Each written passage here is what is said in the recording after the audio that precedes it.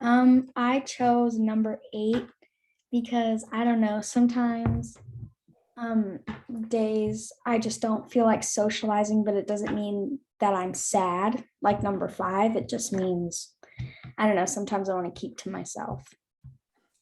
Yeah, and it's important to honor that.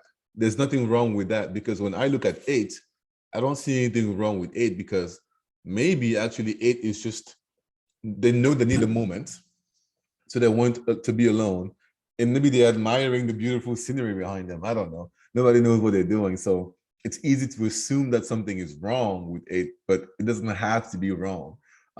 It's all about how you feel. If you feel like being alone, not socializing, it's okay to honor that. That's very mature, very mature thing to be aware of. Thank you. Anybody else? Hudson, go ahead. Well, I chose number 14 because in like the past month, I haven't been feeling as well as I would have in like last month or the month before because more things have been happening. Because, like, well, I'm sure with everyone, sports and like the whole Delta COVID stuff and traveling, it's just put a lot of pressure. And I feel like I'm falling. Yeah, and Hudson, thank you for sharing that. And one thing that we're all going to talk about today is the importance of when you're feeling like you're falling, and maybe somebody next to you wants to help you feel better, and they want to just tell you, "Come on, forget about that." It's actually really important for you to not force yourself to try to forget about that. It's okay to feel like you're falling. It's okay to honor that. It's okay to accept the fact that today is not a good day, and deal with it in a way that allows you to manage your stress and your anxiety. But then after that, you can then focus on the positive. We'll do more of that in a few. So I like to start with this because it's a way for you to check in with yourself. You may not even know how you feel until you look at this and you realize, oh, wow, I am 19. I do feel like 19 today, or I feel like 19 right now. I feel like I feel like I'm trying to help somebody who might be falling down. I feel like I won today. There's no right or wrong answer here. Every answer you give makes sense because it is your answer.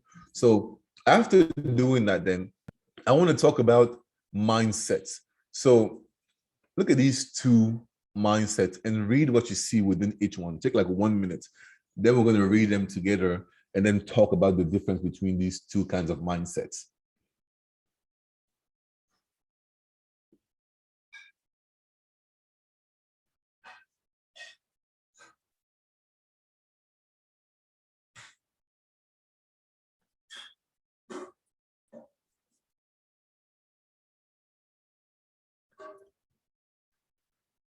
Okay, so let me explain what the difference between these two mindsets is in general before we look at the specifics. A long time ago, people used to think that when you were born with your brain was one way and it could never change. And the idea there was that, okay, there are some people who are born with a brain that is good at sports. That's why they're good at sports. And there are some who are born with a brain that is not good at sports, but that's good at art. That's why they can only do art. And that way of thinking was a fixed mindset because it was saying that if you were born with a brain that does not do math, it means you can't learn math. If you're born with a brain that loves sports and not art, it means that you can't learn art. So then over the past 10, 15 years, we realized that that's not exactly true. Your brain is actually like plastic. You can always change and rewire your brain. So even if you were born not good at something, over time and over practice, you can actually change your brain to become better at it. So that's how we come with these two concepts of mindsets. Let's look at these two: growth mindset versus fixed mindset. And as I go through these, think about yourself, because I have a few questions for you after this. So somebody with a fixed mindset, when they fail at something, what they think it means is that, oh, it just means that I can't do this. My brain is not a brain that does this. So for example, if you have a fixed mindset and I tell you, take this basketball, throw it in the hoop, and you throw it and you miss. If you have a fixed mindset, you say, that's fine. all it means is that I don't have a brain that was designed for basketball. That's not my thing. So when you try something you don't do well, you say, that's fine. That's how I was born. You don't try harder. Somebody with a growth mindset, if I say do the same thing and they take a shot and they miss, their brain says, wow, that's interesting. I'm not good at that.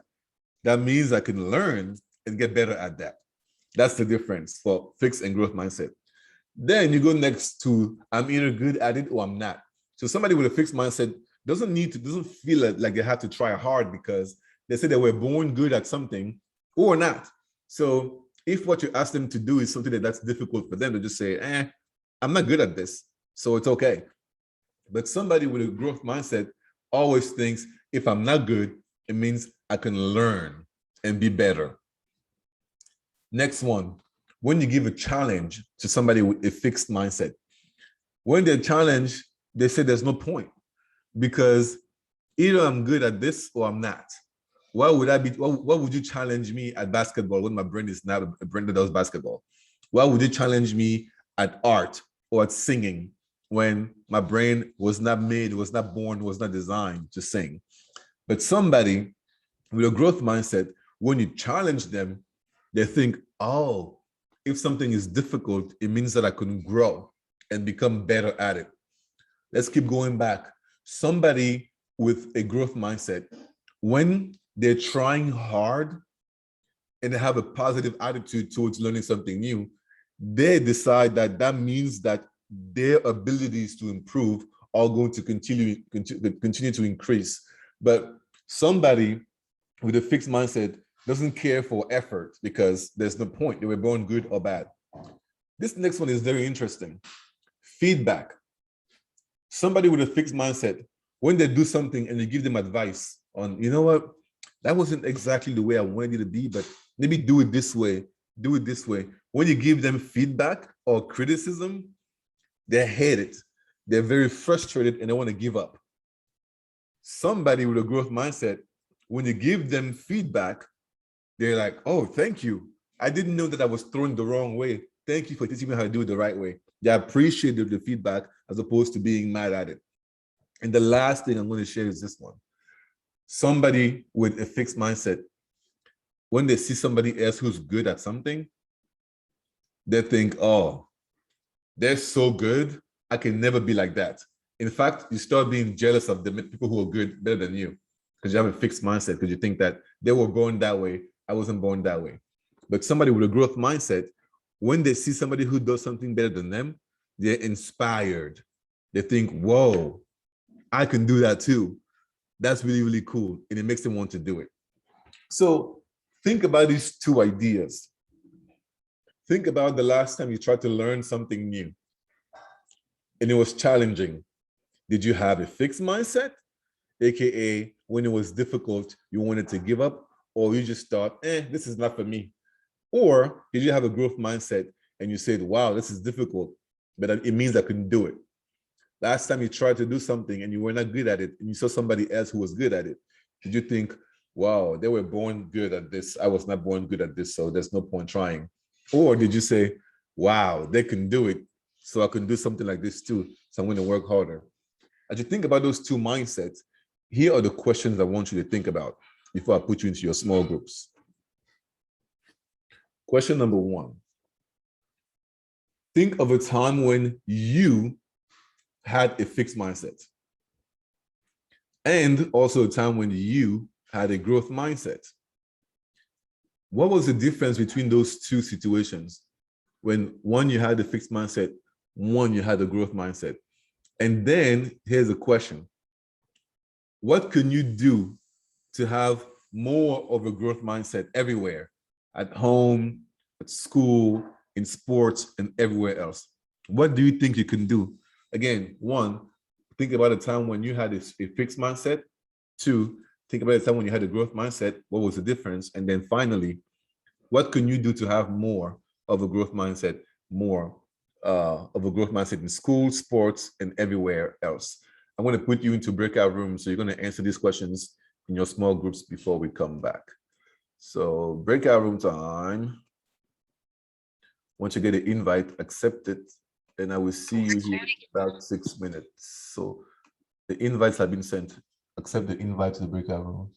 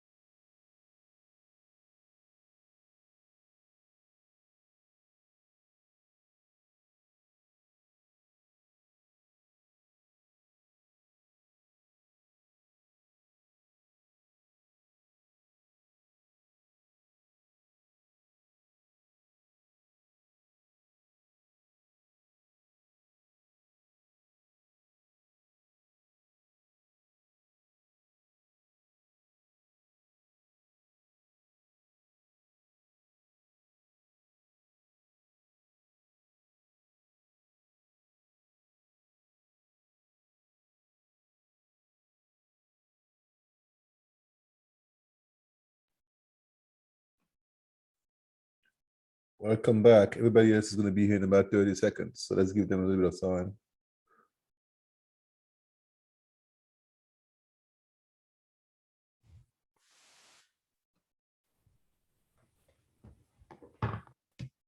Welcome back.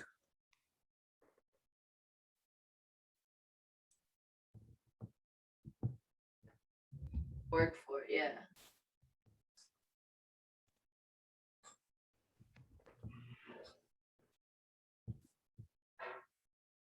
Let me show you the slides again, just in case.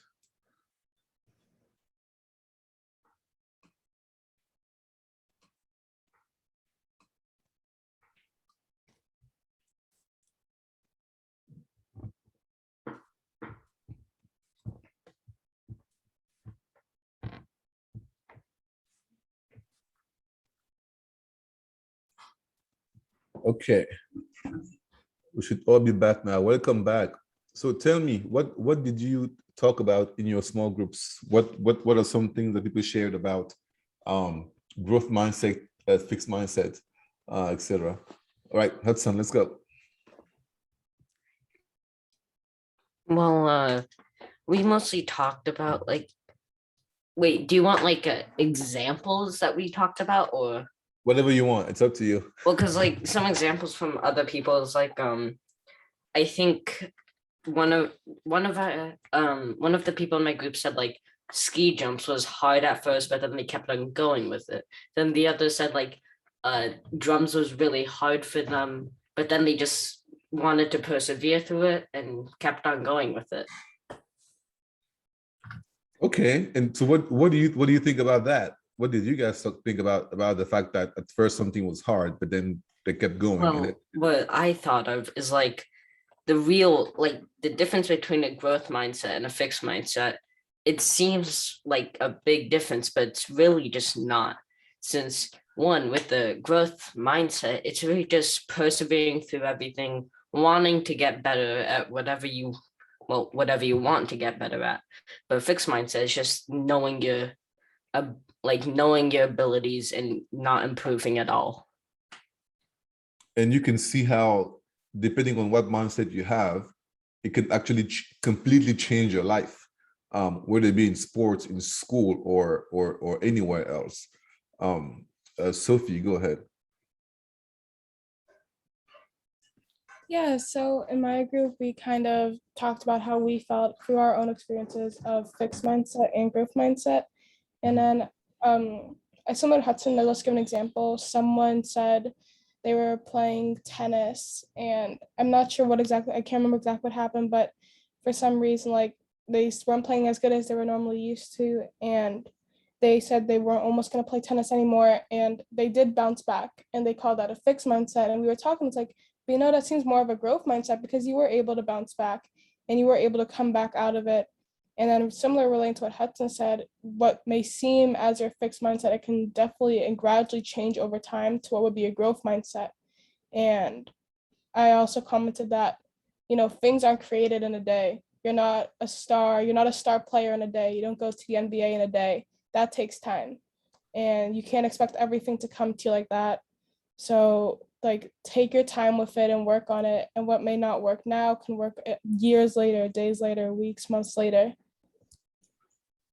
Awesome. I hope you're listening to this, because like again, these mindsets can make the difference between you making it to a team, you learning something new, you getting through a class, you getting a job, and not. Thanks. Ahmed, go ahead.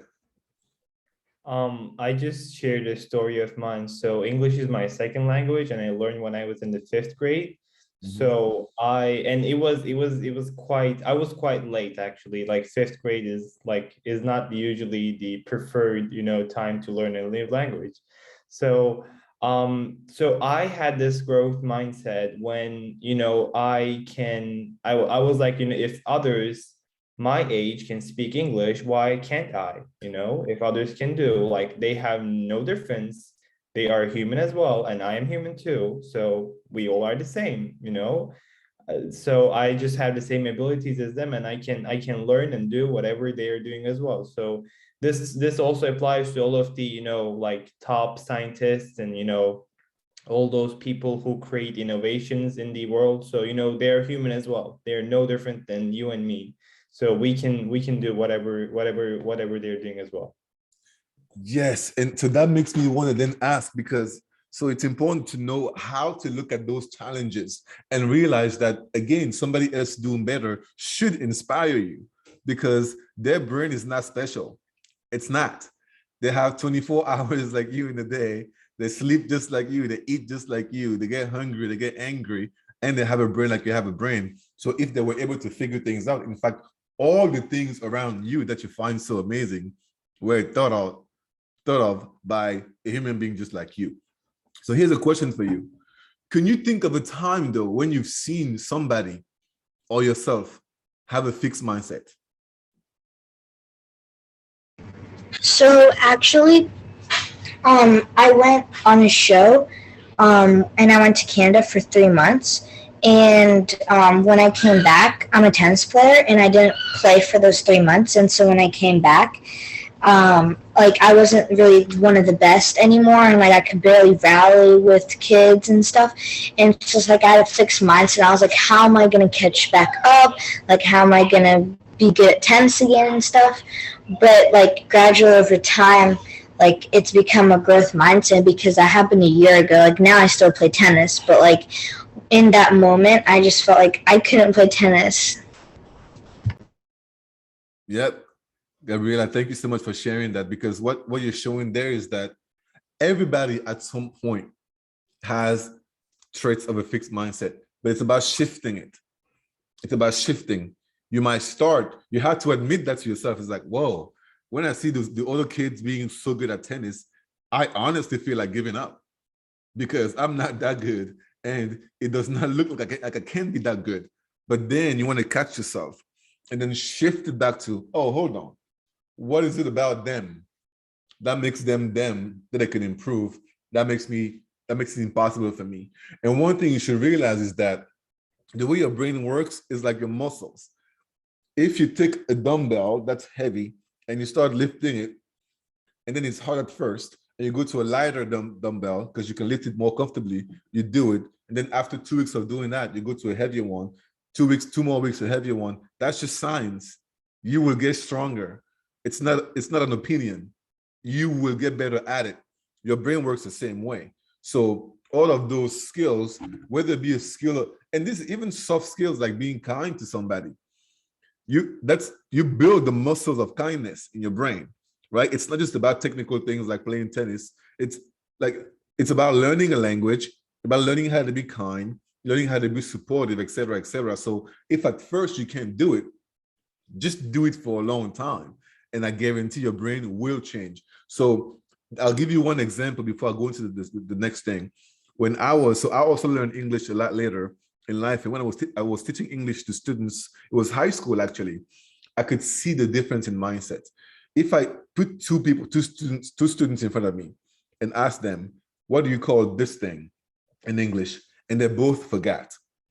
The one with a fixed mindset would look at me and say, I don't know what to say, what to call this thing. Therefore, I'm not good at English. Therefore, I will never learn this language well. Therefore, I'm not as good as those guys. Therefore, my brain is not a brain that learns English. All these beliefs, and then they will leave and go home thinking that that's who they are. And that transfers into many other things that they do. And then I look at the student with a growth mindset, same question, what do you call this? And they forgot how to say no's. But I would look at them and they would think and they would say, oh, it's the thing that you use to smell. I'm like, well, there you go. You forgot how to say no's, but you just thought about a different way to say it.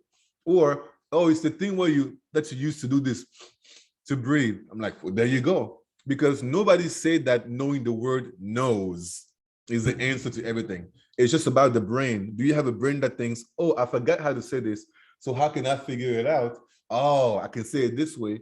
Or do you have a mindset that says, I forgot how to say this, therefore I'm bad at language? So think about those differences and try to show more of a growth mindset. Thanks, Mackenzie. We're almost done. So the last thing we're going to do then is I want to show you a video on positive psychology versus toxic positivity. And I wonder what you're going to think about it. It's only 4 minutes. Let's watch it. It's something we should be aware of because sometimes we want to help somebody, but we end up frustrating them. But I want us to be aware of the difference between the two. So let's watch.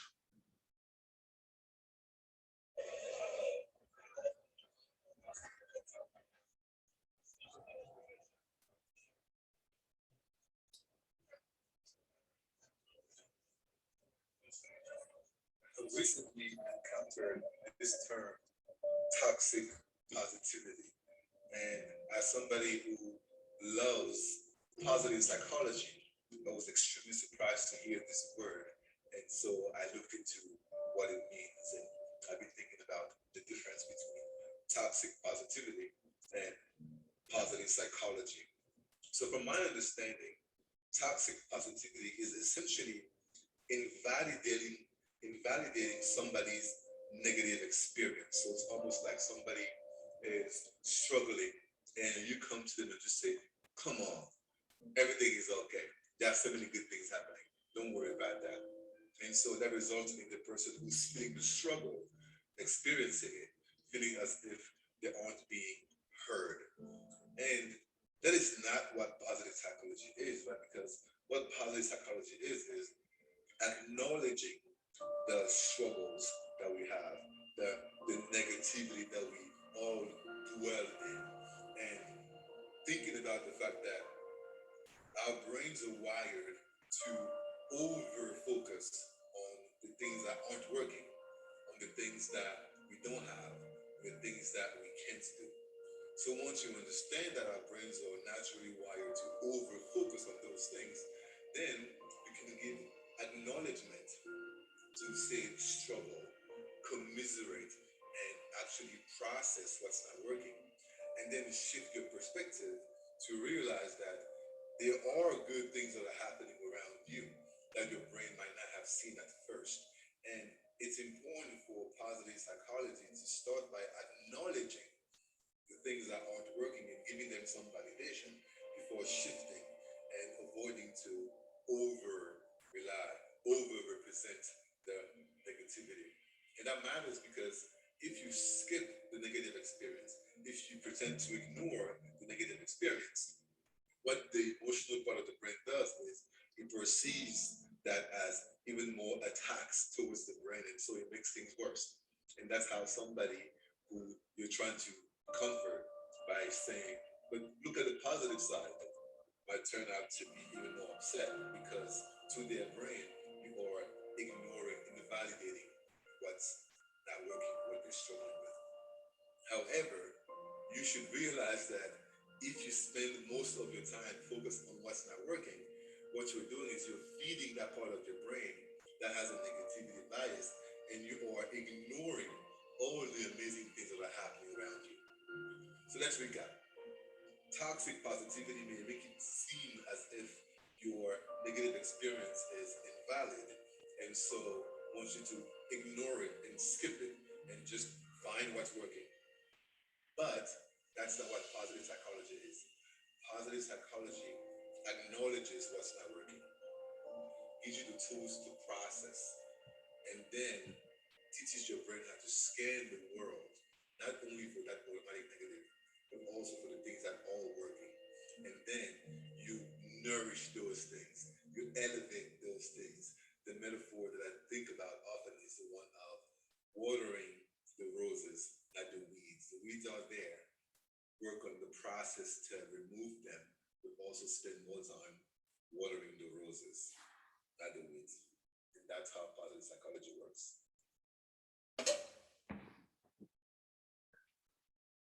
So let's close out by reflecting on that then. What did you understand between those two things? Toxic positivity and positive psychology. What were your thoughts on that? What did you understand?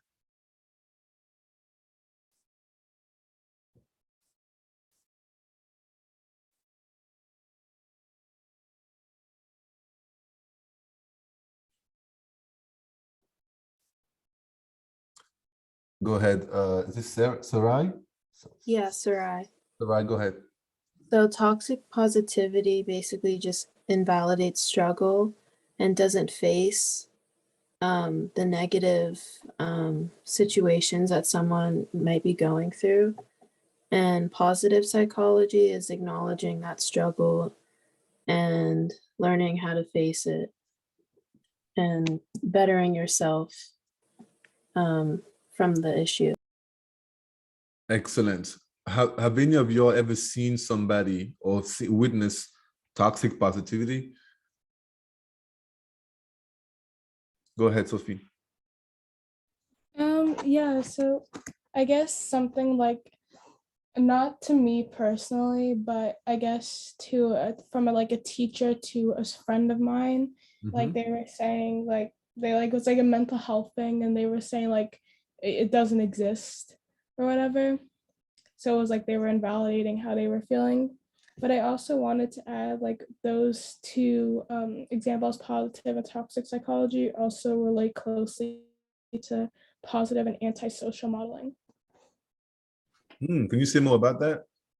Yeah, so like positive modeling is like acting or like doing good behavior, like saying I understand your struggles and like let's see like how I can help you, or like antisocial modeling is like one maybe steering away from people or like doing something in a negative light.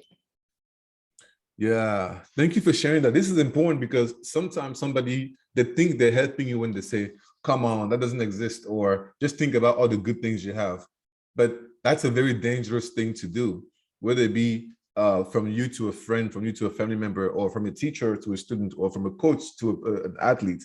Because if somebody is going through something, it is real to them. So just because it doesn't make sense to you doesn't mean that you can just snap them out of it. So it's important, if you want to be supportive, that when somebody is going through something negative and they're struggling, you really want to make them feel heard. Before, like you, Sophie said, you model with positive behavior, before you remind them of things around them that are also positive. What you don't want to do is say things like, this doesn't exist, or you're so spoiled, how can you complain about this? Or, oh, look, you're so privileged because there are children there who don't have anything that you have. No, because again, to the brain, what is happening is real. So you want to validate that. So I want to close then by saying that a fixed mindset is not something that is bad, but it is something that if you aren't aware of and if you don't work on, can be very, very destructive in your life and can make you feel like some people have more advantages than you. And because you don't happen to be good at something right away, then it's too late to learn. But having a growth mindset reminds you that you can actually learn anything. And I want you to hear me when I'm saying this. You can learn anything. I didn't say you can be the best in the world at everything, but you can learn and improve anything. So I want you to think about something that you've thought about starting, a new sport, a new hobby, a new language, something you've tried and it was very difficult and you couldn't do it and you gave up. If you gave up because you decided that, you know what, it was hard and I'm not that interested in that, that's okay.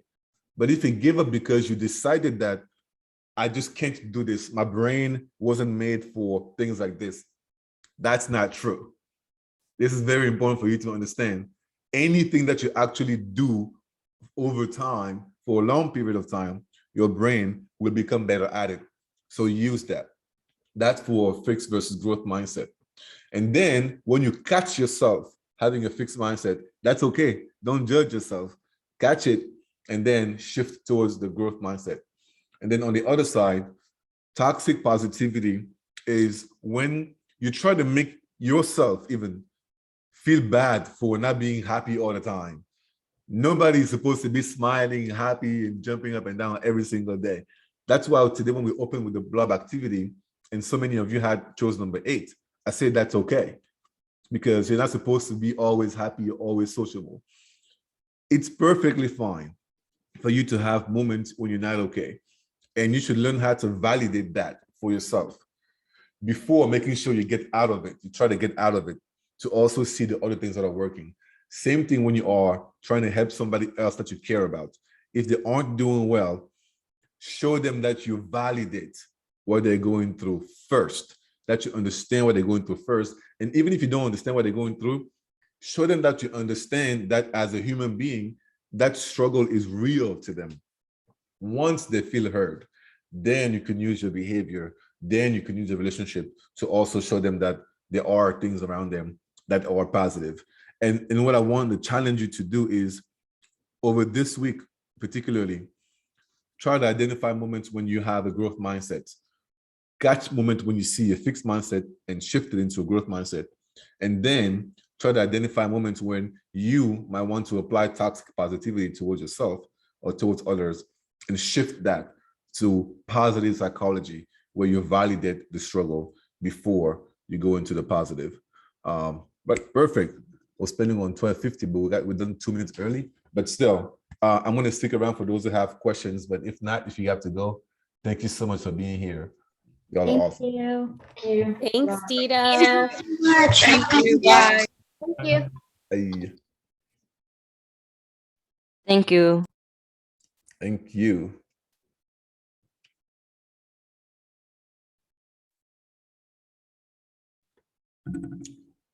Thanks, Dito. I Okay, think it was great. Thank you. I'm glad it was recorded for those who couldn't make it. Yes. Okay. I will all right. send it out to all the students who missed, and we'll see you again next month, but I'm sure we'll be in touch before then. Okay, perfect. Bye, Ashley. Bye.